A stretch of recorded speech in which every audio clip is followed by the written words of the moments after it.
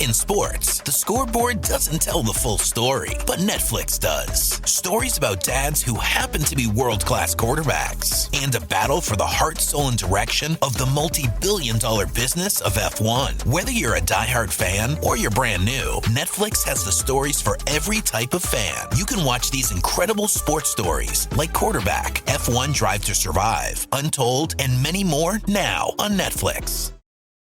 Apple Card is the credit card created by Apple. You earn 3% daily cash back up front when you use it to buy a new iPhone 15, AirPods, or any products at Apple. And you can automatically grow your daily cash at 4.15% annual percentage yield when you open a high-yield savings account. Apply for Apple Card in the Wallet app on iPhone. Apple Card subject to credit approval. Savings is available to Apple Card owners subject to eligibility. Savings accounts by Goldman Sachs Bank USA, member FDIC. Terms apply.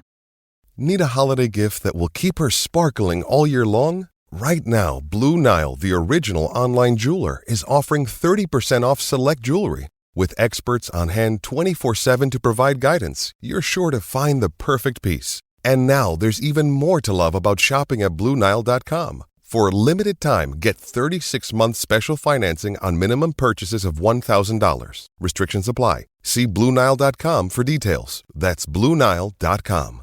Serie A Chronicles is a Media Chronicles production.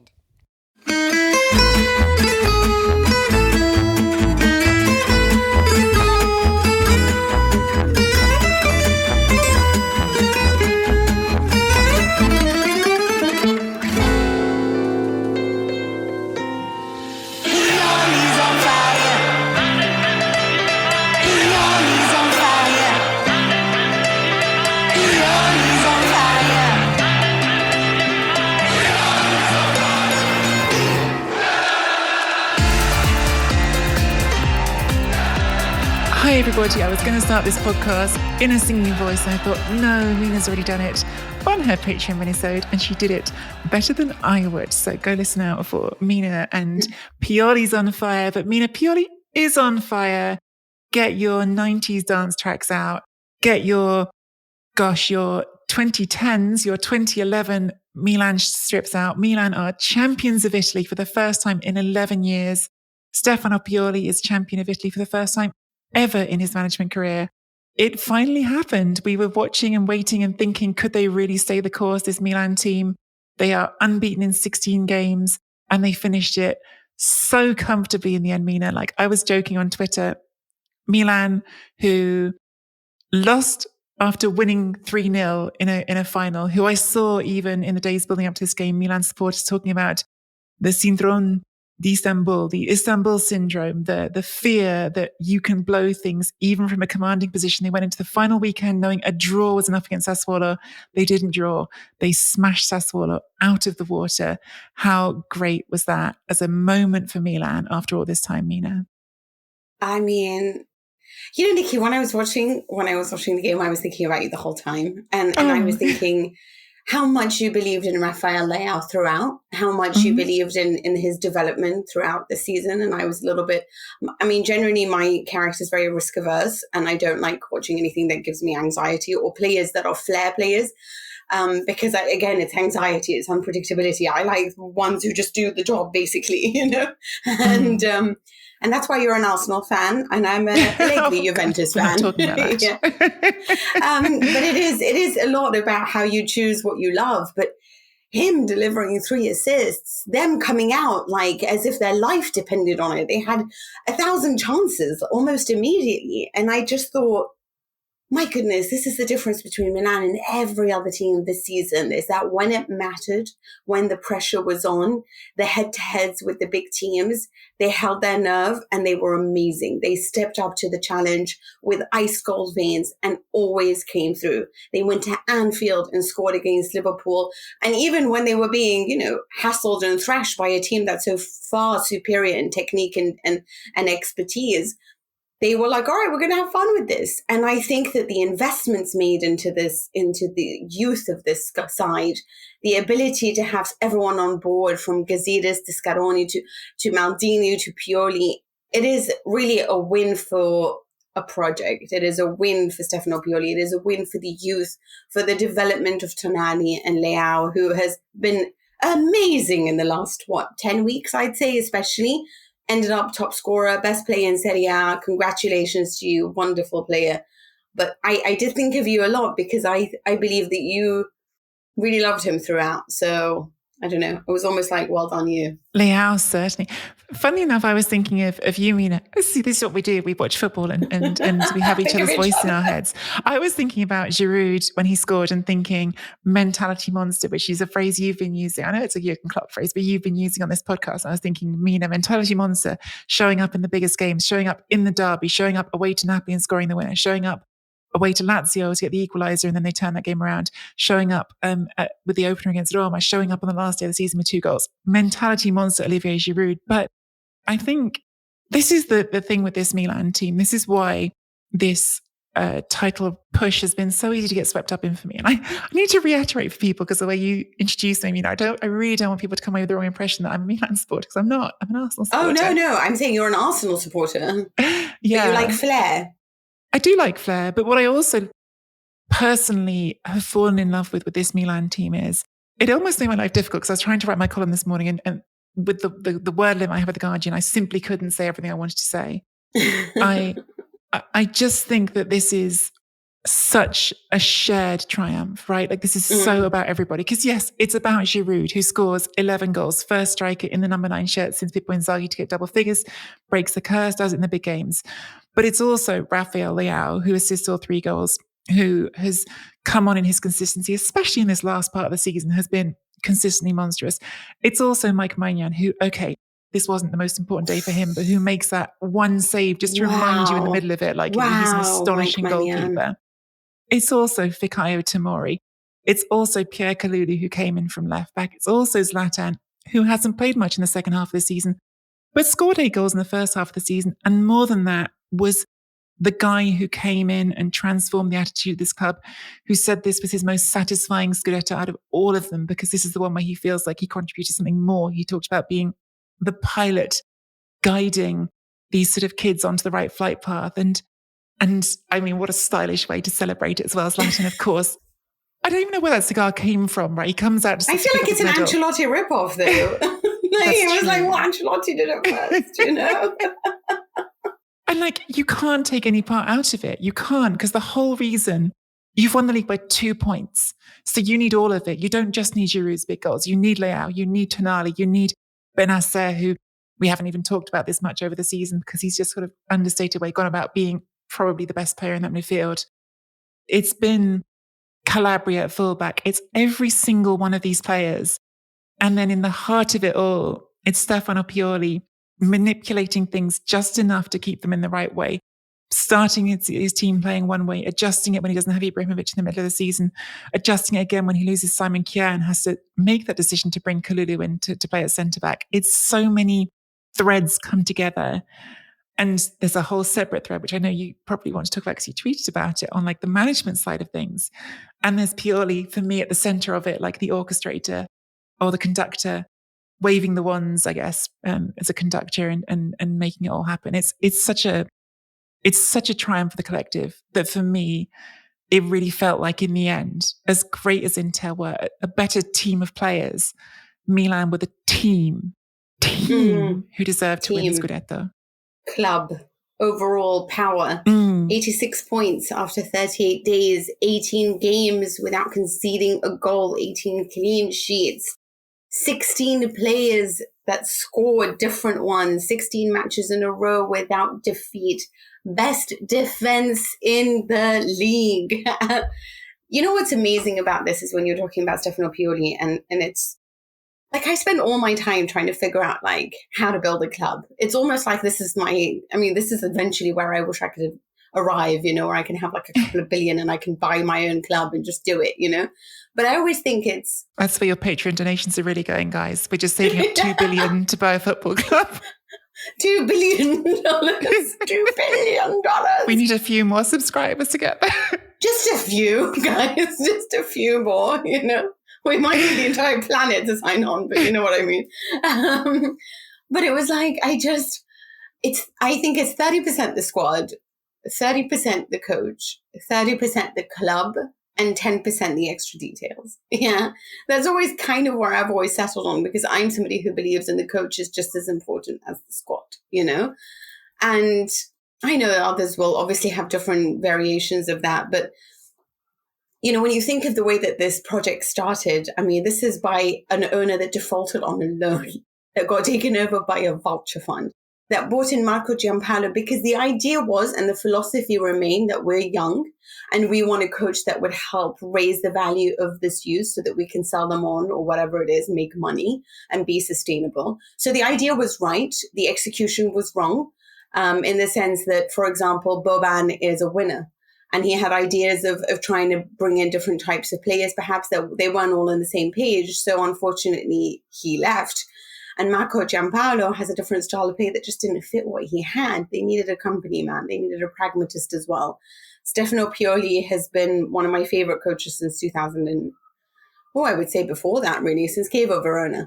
And I think that he is just that. He is the kind of guy who knows how to make the most of what he has. And I'm not going to lie, one of the reasons I followed him is because he was a former Juventus player. So I do tend to keep an eye on those kind of guys, your Igor Tudors, your Stefano Piolis. And I love reading the stuff that he talks about, how Gaetano Scirea was there, what makes a club what it is, how people expect you. When he went to Villa Perosa with his parents when he was a young centre-back that arrived there, and he saw the way the director spoke to him and told him about cutting his hair, and the unit formed around him, and how Scirea made him feel at home. He learned a lot of that, and then he went to Fiorentina and learned so much more. And as a coach, he's just always integrated youth development with technology, with the ability to make friends with management. And I think that his growth is really remarkable to watch, as much as the growth of his young players. But this is a team that lost 5-0 to Atalanta. They were like, all right, we need to change course here. We need to bring in veteran experience. We need to bring in Stefano Pioli had arrived already, lost that 5-0, brought in Zlatan, Simon Kjaer, and built. But it was the pandemic. I mean, he was the guy that finished with the most points during the pandemic after we were all coming out of lockdown. It was his ability to speak to the guys every day. It was like believing in his squad and letting the likes of Hakan Lee, of Donnarumma, Hakan Çalhanoğlu, Donnarumma, Kessie this season. It doesn't matter, because this is our philosophy and we're not changing it. So yes, in the short term, we might lose money, but in the long term, you know who we are, and we're not going to be swindled into paying more than we have to. So it is an investment in their philosophy. It is an investment in who Milan is. And that is what is so exceptional about this club in general, is that they've stuck by the principles, and they've done it authentically the Milan way, by building a bridge with their former stars, by seeing Nesta on the pitch, by seeing Maldini helping everyone in the team. How many ex-players come and watch them? How many ex-players come and talk to them? That is what it is. It's a family. And I think that when you see that, it's, they didn't have to go and I don't know, they didn't even steal ideas from anyone. It was just entirely authentically Milan. And I just, for them, that I think is what is so impressive, because they just did it their way. And it was like, we're going to either believe in this project and live it through, or, they never once wavered from that, and they stuck to their principles, and they deserve this victory. Yeah, there's something that I think I've heard mentioned a few times now, this sort of concept that there was this great sliding doors moment when the club finally said, you know what, we're not going to hire Ralph Rangnick, we're sticking with Pioli. And that definitely is a sliding doors moment. But it crosses my mind, or at least, I was thinking about this earlier. Was the real sliding doors moment maybe not even then, but it was actually weirdly something completely beyond their control, which is the arrival of the pandemic? Because Milan was 7th before the pandemic, and they had just lost to Genoa at home. And when they come back, and whether that's because of, as we've talked about before, is it young players in empty stadiums having a different pressure, or whether it's because of something completely different? Maybe it's just because all of those players get 3 months to stop, think about things, come back with a different mindset for different reasons. But they come back from that with 9 wins and 3 draws in the last 12 games. That is such a sort of moment, of course, in everybody's sort of history, right? The pandemic arrived in Europe and everyone's life was upended overnight. But it really feels to me when I sort of go back through it, that moment, out of all of the sort of stuff that was going on for Milan, they found some sort of way of coming together in that rebirth after COVID and well, not after COVID, but after the first lockdown. And it changed everything. And Pioli, whatever happened, found his magic at that point. And since then, it's just been, the trajectory has always been in the right direction. Even last season, finishing second, they hadn't been in the Champions League for 7 years. 7 years. And then they come back and finish second, win the title this season with more points, which was actually what they said was the objective this season. Although I did like Mina. Pioli, who's been quick to chastise everyone for talking to him about the Scudetto too soon, saying, oh, you never said we were the favourites. You don't talk about the Scudetto. As soon as he wins it, he says, actually, privately, with Maldini and Massara, we always believed in the Scudetto. And you're like, all right, we see what you're doing. There you are. But Maldini and Ricky Massara, the directors, they're also part of this story, right? I think Maldini, we need to at least sort of acknowledge that, first of all, he's really proving himself as a director, because you come in and just because you're a good former footballer doesn't mean you can be a good director. And I think you've talked about, Mina, those decisions to say, all right, Donnarumma can go, okay, Çalhanoğlu can go. That's really strong leadership the club has shown. And I think the symbiosis, the working together with Pioli is clearly really strong. You hear that in the way they talk about each other and their relationship. And I think also there is something in the simple fact of, look, both Tomori and Hernandez have said, yeah, I wanted to come and work for the greatest defender. Like, I wanted to come work for the player who was brilliant. I think he is a part of this story too. Again, to me, it all comes back to Pioli. He's the center of this sort of universe that's going on here. But I think that, I guess in that analogy, Maldini is also an important constellation. Yeah, I think it's important to have, like, your Javier Zanetti's with Inter, and if only Nedved was a kinder soul, but you know what I mean? Those type of, like, your ex-family there representing, more than anything, even on the pitch, like having the likes of Zlatan Ibrahimovic showing or telling them what Milan means, what it's supposed to be, how this is so effective. Buying players like Tonali who feel the Milan colours within their soul is also a tremendous step forward. But I guess for me, what I also love about the story is that they asked Pioli at the time about his experience with Inter, and, how come Spalletti did a little bit better, or what happened there. And he was saying that I missed out on building the squad in the summer. I came in midway. So it was very difficult for me to try to build when I know how to, which is build with the players, build a bond with the players, sort of, do the Ancelotti thing, if you like, and then the rest comes into play. And again, it's important to know that he came midway again for Milan. So for me, the pandemic gave him that opportunity to build what he wanted to. It gave him his summer back. It gave him his ability to sort of speak to the players every day, understand who they were as men as well as players, notice what their insecurities could be, where their points of confidence are, what needed to be worked on, limitations, whatever it was, and try to build those blocks to develop that bond that he needed to. He was talking about speaking to some of those players nearly every single day. What is it that you need to do? How is it that we can talk about things? They took the chef from Inter. Everything has been purely planned. The way that they take care of the gardens. There's so many articles about this as well. But he is somebody who's a great man manager. And we saw that as well at Fiorentina. We've seen that really a lot of places. But he showed the season as well as tactical adjustments. And I really do want to talk about just the likes of putting Krunic in against, faithful Verona, and making him shine, and starting the season with Brahim Diaz, or every single player had something to do. Every single player had their moment that made him shine in this team. And I think that's what's so exciting about all of it, is that, there are the ones that you depend on, the likes of Teo, of course, the likes of Sandro Tonali. You have had Benacer, who you said, Loki, has been brilliant. And obviously Fikayo Tomori. But it is that also, like, even Ballo-Touré, I'm going to bring you on. I'm going to let you shine. I'm going to have this moment. I'm going to change. Okay, the game is going this way. The game is slipping that way. Let me do this. And then you remember stuff like the Spezia game. How many things have gone against them? And yet they've never sulked. They've never gone into a hole. And they've never really talked about them. Like, I don't even remember Stefano Pioli talking all that much about how unfair any of these moments have been for him. He's always been like, okay, it doesn't matter, we'll build. It doesn't matter, we'll build. You know, even Zlatan is saying, chin up to the referee. You'll have many more days ahead of you. Everything has been approached from a positive sense of, positive point of view. Nothing has been negative. They have introduced no negative vibes into the club. Everything is an opportunity.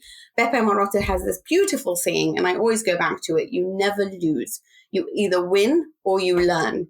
And that's what's been spectacular about Milan, is that they haven't lost, in the sense that even when opportunities haven't been achieved, they've looked at them at different ways that they can learn from this and build even better. And that's what I like so much about them, is that they've done it with complete positivity, complete faith in the men that they have put in charge, in the players, in everyone at the top. It's very difficult not to be in love with this story. It isn't. And I can only see good things, because with Redbird coming in, who are all about sustainable growth, whose story with Toulouse is nothing short of miraculous and beautiful themselves, I think the only way is up, right? It certainly feels that way. And I mean, I think, this is the other thread to this story is some acknowledgement probably is due for Elliott. You think when they came in, they took over a club that was being very chaotically run, and we had this sort of mystery figure of Lee Yong-hong who'd been in charge, and it had been this sort of bundle from Berlusconi onto him, and then in come Elliott. And I mean, the contrast between Elliott and Silvio Berlusconi, of course, the man who would unveil his team coming out of a helicopter, who was always a showman. And Elliott, Gordon Singer, I think this was his first game attending in person in all this time. He came to watch this game in person. But they've done what needed to be done. They've overseen a club that I think has halved its losses on the last year's accounts. They're on course to halve them again, which, when you think we've been in a pandemic, it's not straightforward to do. That's very impressive. Something like I think it is the fourth biggest wage bill in Serie A. So we're not talking about peanuts, but not that much more than half of what Juventus are paying. 80 million. And Inter's 150, Juve's 170. There you go. So it has been astonishing management. And if they manage to get the figures that are talked about from Redbird, then it will be a healthy profit. But it shows how much they have done to make the club, to revalue the club, to restore it. And I think, look, I'm not going to sit here and say that they're even necessarily going to be favourites to win the Serie A next season, because we don't know yet, right? They're going to lose Frank Kessié, and we know that Juventus is spending, as Paul Pogba's on his way back, which we'll talk about, I'm sure. But we can say that they are on the right footing to keep progressing. And, when I spoke to Stefano Pioli earlier this season, he did say to me, and now we know he's a bit of a liar, but he said to me, the objective to this season is just to get more points than last season, not to win the league. And they did get more points than last season. And if you keep going in that direction, things are going to be good. Siamo noi, i campioni dell'Italia, siamo noi. Mister, tutto meritato per il nostro allenatore. 2022, come il 2011, come il 99, come l'88. AC Milan! Ciao a tutti. Is there anything else on Milan? We probably should move on, even though we could probably do the whole podcast just on Milan. I was going to say that, what would you do for next season? Would you keep Zlatan? That's a tough one. He talked after this game and said, basically, look, I don't know where things are with my body at the moment. He's obviously had this sort of ongoing knee situation that's been difficult. He was asked to consider more surgery, and he said maybe. His contribution on the pitch in the second half of the season was not a lot. He did score in this game and had it disallowed, and it was rightly disallowed in the second half. I think if he does stay, it's going to be on a significantly reduced wage. So I think it's not unthinkable, but you need to see where his body's at first, for sure. Just wanted to say a quick shout out to all of our new Chronicles Tifosi Patreons. Thank you so much for supporting the podcast. Simone Dozio, Ravishankar Rajagopal, Nasser Abujbara, Milen Emilov, and Eric Graffer. Thank you so much. And please, if you too feel so inclined as to become a Chronicles Tifosi Patreon, join at serieachronicles.com/Patreon, or click the Chronicles Tifosi button on our website. To support the podcast and help us keep producing it, you can also leave us a one-time tip via Ko-fi. Just click the button on the website, and welcome to the new patrons. Now, Mina, we've talked a lot about the champions, and I think that was the right thing to do because they're the champions. But we should also talk about Inter. They won by the same scoreline, funnily enough, this weekend, also 3-0. In one of those wonderful sort of very Serie A coincidences, they were playing against Marco Giampaolo, the manager who Stefano Pioli replaced at Milan.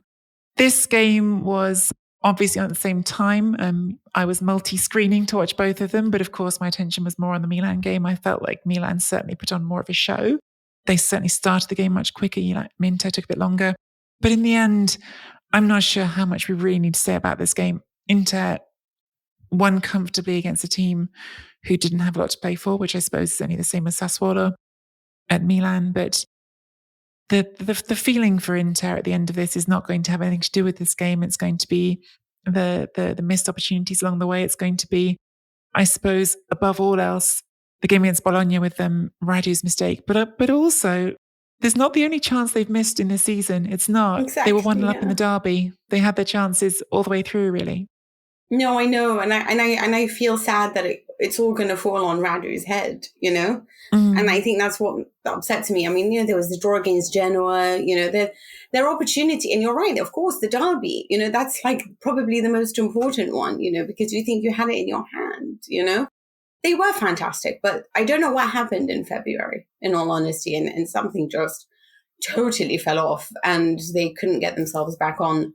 And obviously losing Brozovic was difficult for certain matches as well. Again, this is something that you didn't necessarily see with Milan, who were able to perhaps rotate or rely on different players at times, when I think to have more of a set team, which is technically still superior. It was funny, I was reading Gazzetta today, but just sort of because it's like a parade, a celebration of everything that's happened. And there was this article, obviously, we're talking about Inter, and one thing they wrote was they threw it in the trash for a team but it was written with so much like disgust, right? Like as in they just threw it away when they were so superior to everyone around. And I thought they were superior, but I mean, this has been a hard league because Napoli was in from the first day as well, and we sort of dismissed Napoli, but we didn't really dismiss them until March. I mean, pretty much like in the first 11 games of the season, they had 31 points, and so did Milan. I mean, Inter had 24. Like, they have slowly climbed themselves and put themselves in great positions where they were in control of their destiny. And they were fantastic after beating Napoli, and really, truly a team in which I think had elevated themselves from a tactical point of view. They were so much more unpredictable this season. They had different avenues to goal. And of course, you can't dismiss the fact that they lost some important players. There was obviously a change of coach. That's always going to bring, when you have stability in Stefano Pioli in a project that's continuing and one that has to change a little bit, it is going to be difficult. And I think they've still had a remarkable season in the sense that they've lifted 2 trophies and they pushed Milan to the very end. They have the better team. I understand that. But I still think that this is a very well-run side. And it is what it is, but perhaps a better project one. But what worries me is that they've obviously had to downsize this season. And next season, they have to downsize even further and at least lower the wages by 15%. That's the very bare minimum, which probably they can achieve with the loss of Vidal and Alexis Sanchez. But you wonder whether or not, I mean, there's going to be a big sacrifice there, right? And what's the trajectory of this Inter side going forward? And can we rely on them to compete with the flourishing project that's Milan? Yeah, we sort of talked about last week, didn't we, about like a grade for Inzaghi, like even if he doesn't win, we're still sort of, I was putting him as sort of B+, and you, I think, might have gone even higher. We think overall you still can give him lots of credit for what he's done this season. In the end, the teams who contested this title to the end were not the 2 that I had marked down in my card at the start of the season. I had Juventus and I had Napoli as my dark horse. And it's been such Really? You didn't have Inter? Oh yeah. No, I had Napoli down as my dark horse. For sure. I think Napoli should have won the league this season. That's a whole different conversation. But I think they're the team who I think should have the most regret about an opportunity that they had. And maybe that story is completely different if Osimhen never gets injured in the beginning of the season, but who knows? But I think Inter still have regret, and I think it's because of the way things played out, right? They had a chance to go 7 points clear if they beat Milan, and they didn't. And they should have beaten Milan. They were better than Milan that day.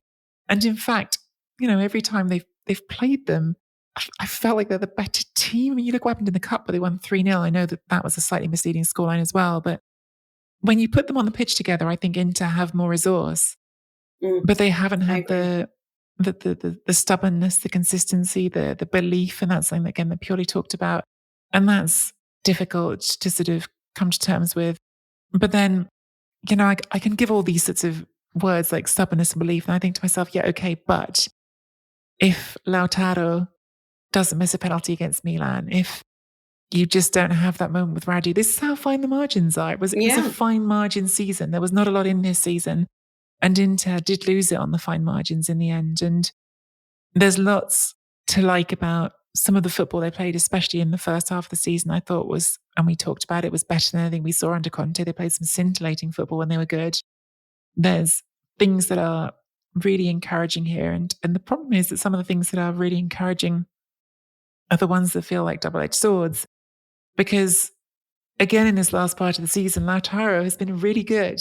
But Lautaro went missing for a part of the season. And when he did go missing, that was one of the periods when they struggled.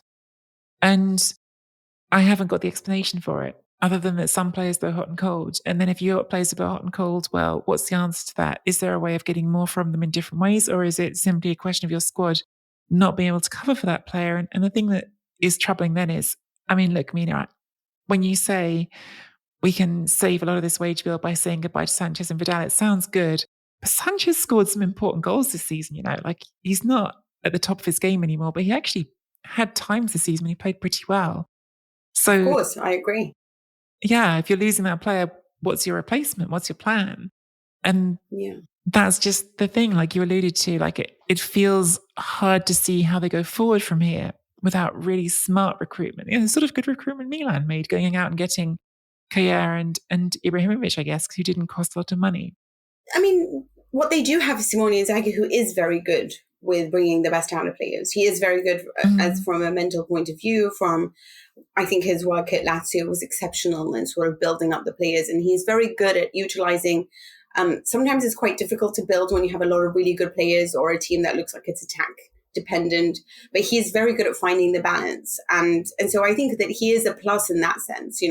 I'm never going to really believe in his tactical adjustments. I don't think he's there yet. I don't think he's yet on the level of Stefano Pioli when it comes to tactical adjustments, substitutions, but that comes with time. And he's been a lot better this season than he was, for example, last season with Lazio. And he was better at the second half of the season than he was in the first. But I think scouting is important for them now. And I think that it's important to go for sort of clever buys, because having Alexis Sanchez on all that money to come in and sometimes do a job for you. Yeah, I agree. It's great that he's there, but I'd rather somebody that I can build with who will, like even Lautaro, even if he's going to have his bad moments, at least I know that he's young enough and that's going to happen. It's an inconsistent moment. We've seen that a lot. But again, to bring Dybala at 29, who's just as inconsistent, to me sounds like it's a bad deal, but by all means. Whereas Perisic is the one that I would have signed to a deal a long time ago, So I think sometimes like having him, I mean, still even yesterday, just coming on the pitch with his crutches, he is such a vocal leader in that dressing room. He is important as a figurehead. He is a person who's won the treble with Bayern, who won the title with Inter. Like he's an important asset to the team. And I think that I would have secured that a while ago, because I know what I get with him is consistency. And age is nothing but a number, because Modric is 37 years old. And frankly speaking, if you have a Croatian on board, never let him go. Okay. I mean, this is the one thing I've learned, is that there is something in the water when it comes to Croatia and when it comes to people of Algerian descent, your Benzemas, your Riyad Mahrez, your Benasses, your Zinedine Zidane's, I don't know, but it's also the same for Croatia. I mean, Mandzukic, Modric, Rakitic, they don't age either. Like, they can play at 40, marvelous football, So keep Brozovic, pay him whatever he needs. Keep Perisic, pay him whatever he needs. And I think that, don't go for Dybala. I mean, bring him if you like, but again, I don't see, it's not that he's not talented, is he consistent? And I think cynicism has been their problem, because they are a team that has produced the most opportunities in front of goal. And they did score a lot of them, but I think that's where they need to add, because Dzeko's old. Lautaro is young, so he will probably maintain a little bit of that inconsistency. And I think there needs to be a better bench players than, frankly, for me, Correa and Alexis Sanchez, and Caicedo, who was probably going to leave anyway, to be honest with you. I mean, they're all probably going to leave: Sanchez, Vidal, Caicedo, Raju, Kolarov, Ranocchia, and Vecino.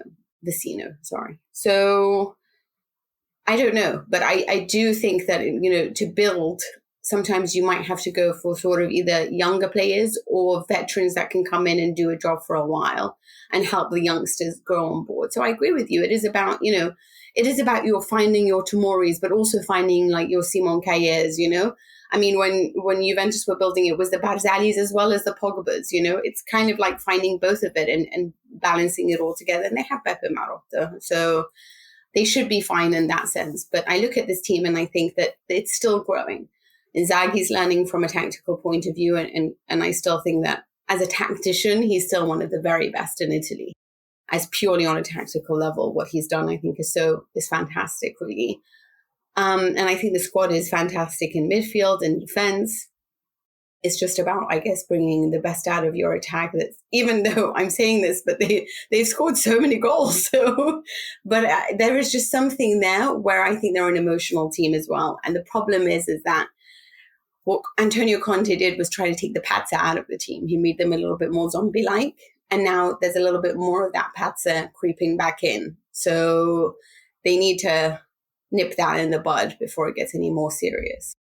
I don't know if it's just because we've just been talking about our musical sponsor, Mina, but when I heard you say, if you get a hold of a Croatian, never let him go, I thought that is the title of Mina's ballad that I'm looking forward to hearing over the summer. Right, enough. As our producer has just written in the shared document, enough of the first losers. Let's talk about the bottom half of the table, because there was big drama at the other end of the table this weekend as well.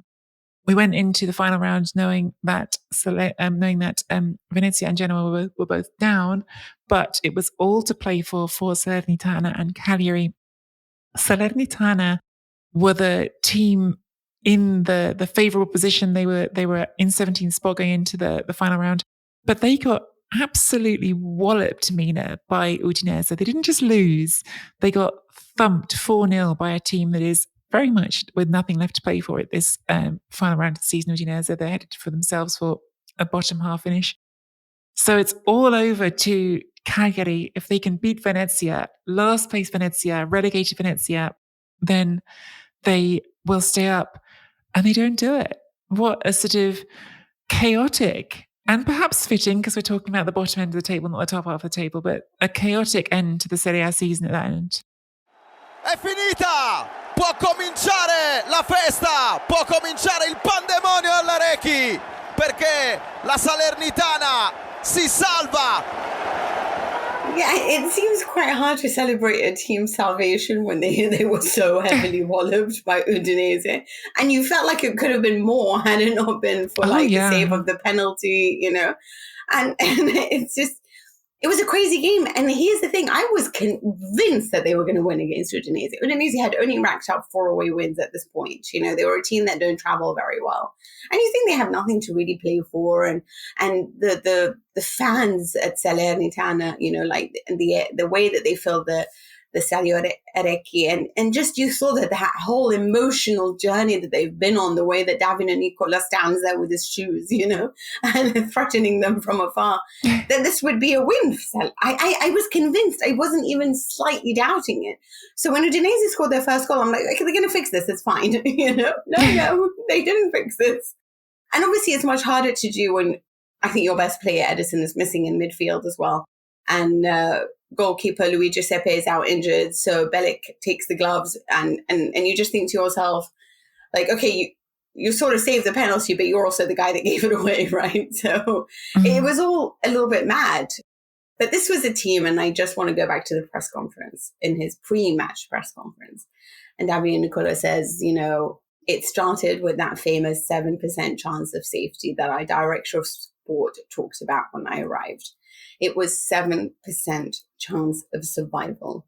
And he said that he explained that to the team. He said they needed to create an identity. They started to focus on the details because 7% does not give you much wiggle room, And I'm like, no, it really doesn't, But I love the investments that he made in the squad. It's like, it doesn't matter if you make mistakes. Take the risk that you need to take if you think it's going to come off. Like, it doesn't matter. Just take it, And I love that he's given them that confidence. I loved what he's built on an identity. And I love, obviously, the work of Sabatini. In general, they've made some really good decisions after nearly falling into oblivion and finding an owner in the last second. But there's a part of me that just thinks, I cannot believe that Cagliari couldn't score the goal. I just couldn't believe it. Yeah, it was sort of extraordinary because they and again, perhaps this is because we're talking about teams that are at the end of the table, right? We're not talking about Inter and Milan. We're talking about teams that have limited resources. We're talking about a Cagliari team that has lots and lots of flaws as a football team. But you did sort of think, with the one thing they have got, perhaps João Pedro, that guy who Italy brought on when they needed to save a World Cup qualifying playoff, by the way, which was a great decision. Said with so much disdain. God, it still hurts. Yeah. But, he is a pretty sort of competent Serie A forward. You'd think against the team that's last in the table that they'll find a way. You just kept expecting them to find a way.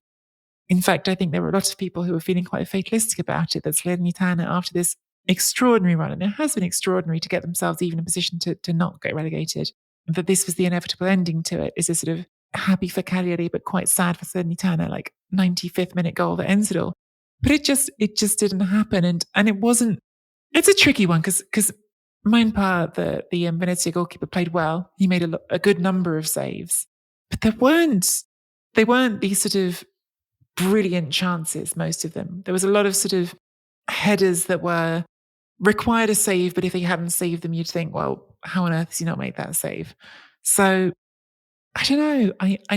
I just think this story, a bit like the one at the top of the table, has worked out the way it was supposed to in the end. You've mentioned it, Mina, and Salernitana have at least got a little sprinkling of brilliance in their side with Edison, who's really been such a big sort of factor for them in this battle back from relegation, and they didn't have him this weekend. But I think that's been one of the big tells in this relegation battle. But the biggest one in the end is Davide Nicola, who somehow finds these solutions from nowhere, and famously did his bike ride, his personal Giro d'Italia the last time he did it. He's now said he's going to walk from Salerno to the Vatican, which is, I've just checked on Google Maps. If you thought I looked distracted there for a second, it's because I was just doing the Google Maps on it. Google Maps reckons it's about a 57-hour walk. So good luck. Is it barefoot or just a walk? I've heard it said that it's barefoot, but I haven't seen him say that. So he might have done. I read that it's only a walk as well, because I, like you, think it's just a walk. Yeah. It's still a good walk though, Mina. I mean, I'm not walking 57 hours to go to the Vatican, I'll tell you that much. I'll take a car. If you guys like, I will print my average steps, and it's about 1,000. Sometimes, like a good old weekend, sometimes like 67. I'm sure I remember hearing you talk on another podcast, Mina, about a day when I think you'd taken 17 steps, which I thought was impressive. You see what I mean? I was envious, a lot of those days. I have a lot of those days where I'm like, I'm not moving, So had it not been for the bathroom, I don't think I'd get up entirely, But yes. But yeah, congratulations to Salernitana. I think that's, I think that's probably the romantics' choice. I think the romantics wanted to see them stay up and to have another Nicola escape story. I'm super fascinated to see if he will finally get, at some point, his chance to do something other than fight against relegation. But he's certainly pretty good at getting out of tight spots. There was not all that happened. Oh, no, sorry, go for it. If there's anything else you want to say. I just wanted to say that it was Giannini who wasn't having an argument with Sky Italia and basically talking about the fact that, you keep talking about takeovers when, we're in the middle of like a very delicate time of the season. And it's like, but you also have to take responsibility. Giannini at this point did actually raise the wage level. He was trying to bring in new players. I don't know if you remember a few years ago, but I was convinced that Cagliari was going to make top 6, They were playing good football, but it all sort of fell apart. And when you see some of the names that were on the pitch yesterday, like João Pedro, Pavoletti, Nandes was back in there, Bellanova.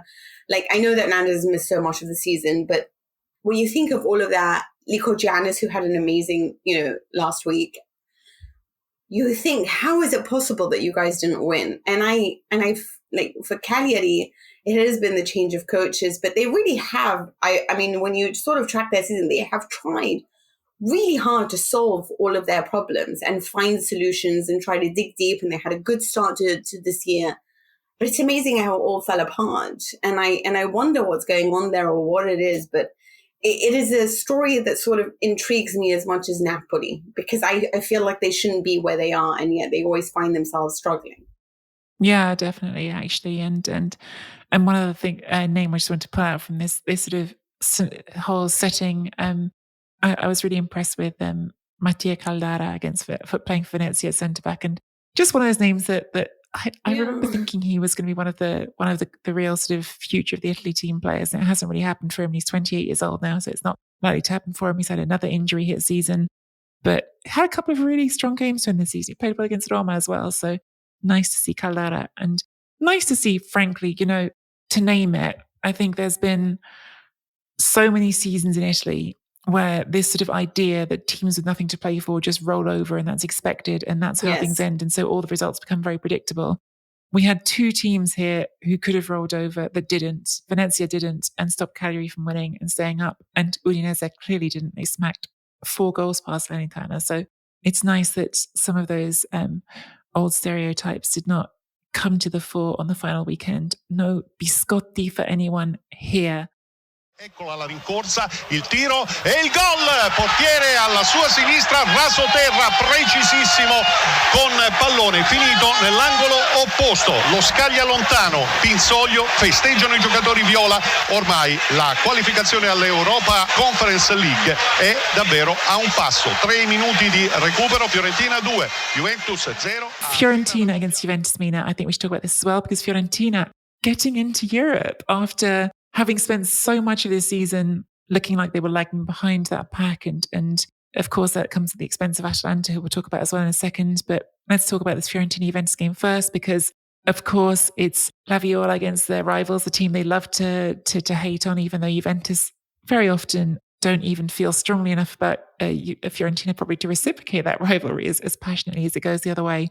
But I think in a season that Juventus signed away Dusan Vlahovic, their top scorer, and you thought that would be the thing that would derail their European bid for them to get the European place by beating Juventus on the final weekend. That must have been some sweet, sweet satisfaction for a lot of fans in Florence. Yes, absolutely. And obviously Vlahovic was there and he did congratulate them and went and spoke to everyone and said congratulations on managing to win a place in the Conference League. They have not qualified for UEFA competitions since 2016, 2017. So it is a remarkable achievement. But the fact that they have managed 22 more points than they did last season is crazy. Okay, it is crazy for me, the work of Vincenzo Italiano. And yes, Vlahovic was there for a lot of it, but for really half a season. Like, it's incredible how well they've done, especially at home, especially in front of their own fans. They haven't traveled as well, but they have been fantastic in their patterns of play, in their confidence, in their consistency. They have been a team to fear. They've managed to pull out some amazing results. And I feel like they've been Napoli's bogey team as well, And I guess I want to say, like, congratulations, because it's a team that's worked really hard to get here. But I am disappointed somewhat, going for the future, sort of seeing where they are. You didn't get to keep Dusan Vlahovic. You tried to offer the world and as much as you could on a financial level. But I am disappointed in the way that they've treated Lucas Torreira and saying to him, you have to lower your wages and you have to keep, you're basically making the guy accept like £10 as his meal, And I want to know that they are going to show some support in trying to build this team further, because they talk a lot about it. But sometimes they make these decisions because if you lose that player who's been so important for you, who's given his life for you, I don't think it's a very good business move. No, I think that's definitely fair. Yeah, it's going to be a real treat to see Fiorentina back in Europe. I think a city and a club that has had its rough, lean years in recent times, but was one of the Sette Sorelle, that was one of the big clubs in Italy, and it's a treat, I think, to see them back up in this place competing for it. And I think it's really such impressive work. I wish I had in front of me, and I don't, the exact number of points they've gained on last season under Vincenzo Italiano. 22. The work he's 22. done. 22. Did you just say that and I missed it? I'm sorry. Yeah. Sorry. See, guys, she doesn't listen to me. She doesn't care. I don't. No, I'm sometimes I'm just trying to check things while Mina's talking, and I was trying to check something there and I missed it. And I'm sorry, Mina. Oh, no, don't worry. It's an astonishing result and an astonishing manager. And yeah, I'm excited. I'm excited to see what the club does now in the summer, and I'm excited to see what they do going into Europe next season.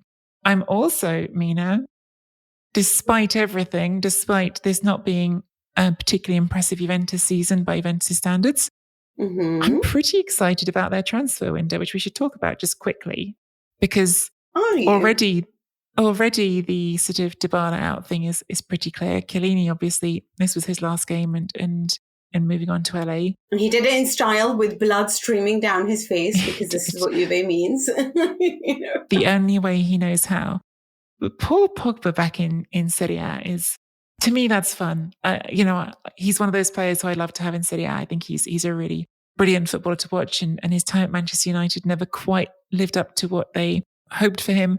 It would certainly be one of the sort of business coups of recent football years if Juventus could sign this guy for basically for free, not technically, but close to for free from Manchester United, sell him there for 160 odd million, and then get him back again for free if they can then get a tune out of him again when he comes back. What do you think of it, Mina? Look, I think from a business point of view, it obviously makes such tremendous sense, right? I mean, he's willing to accept a wage cut to come back to Juventus, or at least that is what we're being told, because the salary was higher at Manchester United. And he has, well, this is another thing, what he's being offered by other clubs or what he's being tempted by. I think that one of the things that has really struck him is that he likes to learn. He likes to have somebody who sits there and tells him to do it this way or go this way or lean this way. And he doesn't necessarily feel that kind of support from a management level, a coaching level, because there's been so much instability at United. He was never really able to build a bond with a specific coach and be able to say, like, I need help with this. And players around him didn't help the matter either.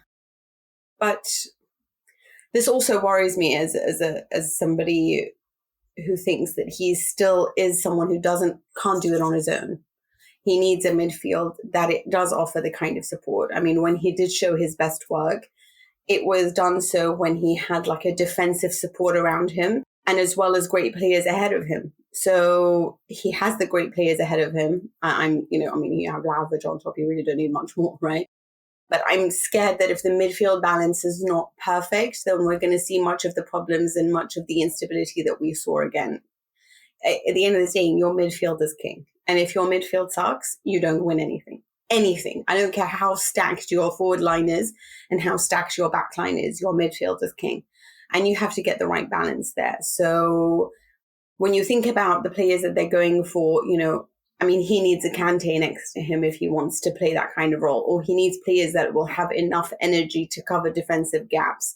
Or at least two fullbacks that are very, very strong, both going forward and coming back. And so if you don't have the great fullbacks and a midfield that isn't well balanced, I'm scared that we're going to see Manchester United's Paul Pogba. So yes, it's exciting. Obviously, his name, commercial point of view, this guy brings in the dollars, but I need to see the rest of the work, because there's always a part of me that's scared that Juventus love the name, and I'm not sure that they love what's important as well, which is bringing that unit. But what Allegri has said is that he wants to bring back experience, and I do think that's important, because I do want to see Miretti play, but I also want him to be taught by somebody who actually knows how to play, I mean, Pogba sitting there talking to the likes of, Claudio Marchisio, talking to, obviously, Andrea Pirlo, and that's what helps him get better. And for Miretti, who does he have? Locatelli, who's like a couple of years older, So I do want to bring back some experience, as long as we still focus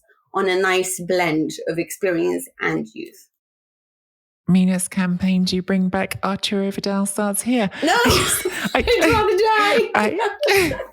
I think it's really interesting to see how the balance of that midfield works next season. I was listening to you and thinking, I wonder who you would try and force into that role if you just had what you had. And I was thinking to myself, could you, with Locatelli and Pogba as mezzale, could you ask Weston McKennie to be something different, to be more defensive? Because he's got the energy levels, but it is asking him to be a different kind of footballer to what we've seen so far. But you could ask Dennis Zakaria, perhaps. But again, we have so many good box-to-box midfielders that I'm sort of worried we don't have any specialists in a defensive or director role, And you don't necessarily need a director, but you do need someone a bit more defensive in this team, And I expect the person it falls to actually is Locatelli, and I'm not sure, but that's really the best way of getting the best out of him. Atalanta, who are the team who miss out. It's been definitely a really disappointing end to the season for them. It's going to be strange seeing European football without Atalanta. They end up finishing 8th with 2 losses at the end of the season. Really feels like a long way for them to have slipped. But at the same time, no one would have expected them to have this run of always qualifying for Europe, of being the Italian team that was getting into the knockout stage of the Champions League that they've been under Gianpiero Gasperini. The big question there is, what does his future look like? And some mixed messaging coming out, but the club's certainly trying to say in the last day or so they expect him to be back. There has been talk of a really big offer from Genoa, which would be quite a move, I think, to step down and go to a team going to Serie A. Who knows? But certainly would be a completely different new era. What else is there to say, Mina? Is there anything else you wanted to say? I was going to mention Mario Balotelli's goal, not in Serie A this week, but everyone loves to see Mario doing nonsense things and trying to steal the headlines on the day of the season ending in the Premier League. Yes. That is always what I'll remember. On Atalanta, I think that, I just want to sort of applaud them for what has been some tremendous seasons under Gasperini. I do love that the Curva seemed to recognize the importance of him and applauded him the whole way through, and posted a wonderful banner that said, a greeting to those who in some days we could not hug, Bergamo does not forget you. So I thought that was very special. The stadium has been a point of contention because, weirdly enough, Atalanta had only managed 4 wins at home. I mean, it's been sort of like a really horrible place for them to try to win anything. They have been a team that have traveled much, well, but unfortunately at home. I mean, this is a side that had 40 shots, 11 on target, and not a single goal against Empoli, who, by the way, had only managed 1 win in 2022, and that was against Napoli. They really like their big games, But Vicario, he has to get some plaudits because he was Superman, yeah? He was truly a Superman. And I just think that it's weird with Atalanta because, Duvan Zapata alone had gotten 12 shots, Elliott was finally back, and it was so nice to see him. But him not being around, Papu Gomez not being around, there's been a loss in technical ability and in intelligence, And they have been reliant, obviously, on Duvan Zapata, who's been absent with injuries. So I think that they need to sort of build that, because it's nice to bring in all these younger players and put them in ones without experience. But you also, like I said, need to have a healthy mix. And I don't think they had that, which is why they're a team that managed only 2 points against Genoa, Salernitana and Cagliari collectively. But also a team that can have 75,000 shots, were brilliant in some of the games against Champions League. Still a team that attacks so brilliantly, but the balance overall this season has been pretty poor. When they've been good at the back, they've been terrible up front, and vice versa. But I really hope that they keep Gasperini, because I think it is crazy. Their wage bill is less than 50 million. So yes, I know 80 million has gotten you the title, but I mean, this guy has been living on a tiny wage bill for so many years and bought Champions League 3 years in a row. They finished in third place. So come on, some recognition for the man. Definitely. And some recognition, Mina, for our amazing listeners. It's your turn to sign off, so I'll get out of your way and let you do that. But I just want to say quickly from me, like, how incredibly grateful I am to everyone who's downloaded this podcast all season. Because it's been a ride, hasn't it, doing this first season together of our own thing? Yeah, absolutely. And I just want to say that we are all with you, Roma. We desperately hope that you bring home the European Conference League trophy back home. Especially producer Simon. Yes, who is a massive Roma fan. Congratulations also to Lazio for finishing in 5th place. I'm sure Saudi will find other things to complain about. But yes, Nicky, it's been a tremendous season to watch. And I'm so glad that we've had each other to chat about it. Me too. And to you, listener, for coming in and downloading us and, well, not us specifically, but our podcast. Imagine you could download us and have like a hologram that comes. Oh my God. Yeah, I mean, some of them I'm sure will use it just to punch you a bit, you know, like not you, but like anyone, like me, possibly. So I just wanted to know if I can download me and Gert to do the dishes. It is the worst. Save me some effort. Yeah, or some of the cooking. But thank you so much, guys, for your support. We will also be uploading mini episodes this week, as we hoped. Roma does it for Italy, and Jose Mourinho gets back to trophy-winning ways. Just a reminder for Amazon Music, get to getamazonmusic.com/Serie A Chronicles. Sign up for free 30-day Amazon Music unlimited trial and download some of the soundtracks of the greatest 90s movie ever around. Join our Patreon Chronicles Tifosi membership to get loads of bonus episodes and support the podcast and help us to keep producing it. You can also leave us a one-time tip via Ko-fi. Links to both of those on our website, serieachronicles.com. You can always find us on Twitter at Nicky Bandini, at Mina Rizuki, and follow Serie A Chronicles on Twitter, Instagram, Facebook if you're over 50 and you're joking. Mina. I said that to my mom the other day. She's like, you never answer me on Facebook. And I'm like, that's because I'm not 1,000 years old. And she's like, your sister does. And I was like, all right, fine. Yeah, I'm joking. It was just a little pot shot at Zuckerberg. But yes, follow us on Twitter, Instagram, Facebook, and YouTube. Thank you so much for your continued listening and your fidelity to the podcast. I hope you've enjoyed the season as much as we have, and we shall be back. Ciao for now.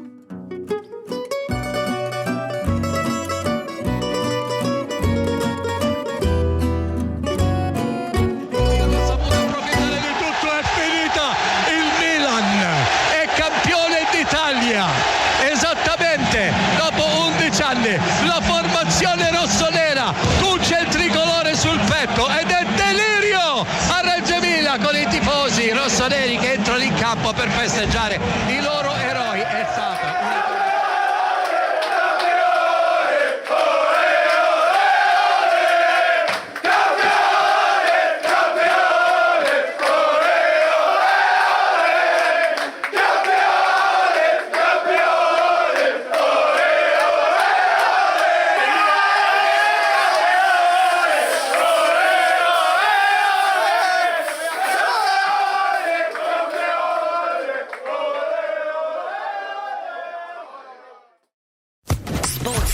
Podcast Network. With Lucky Land Slots, you can get lucky just about anywhere. Dearly beloved, we are gathered here today to... Has anyone seen the bride and groom? Sorry, we're here. We were getting lucky in the limo and we lost track of time. No, Lucky Land Casino, with cash prizes that add up quicker than a guest registry. In that case, I pronounce you lucky. Play for free at LuckyLandSlots.com. Daily bonuses are waiting. No purchase necessary. Void where prohibited by law. 18+. Terms and conditions apply. See website for details.